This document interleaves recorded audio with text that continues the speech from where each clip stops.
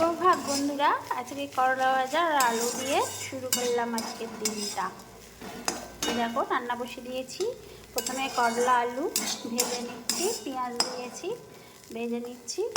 আর ওখানে ইঁচড় করব, একটা আইটেম দিয়ে, মানে একটা অন্যরকমভাবে ইঁচড় করব, তোমাদের সঙ্গে শেয়ারও করব। এই দুটো রান্না আপাতত মানে ভেবে রেখেছি। আর দেখি কর্তামশাই বাজারে গেছেন, কি আনছে, আর বাকিটা তখন পরে করব। বলেছিলাম ইঁচড় দিয়ে একটা জিনিস বানাবো, সেটাই বানালাম। এটা হচ্ছে ইঁচড় চিকেন বানিয়েছি আজকে আমি। এই ফার্স্ট টাইম বানালাম, দেখি খেতে কেমন লাগে। খাওয়া দাওয়া করে তোমাদের জানাবো কেমন লেগেছে, কেমন।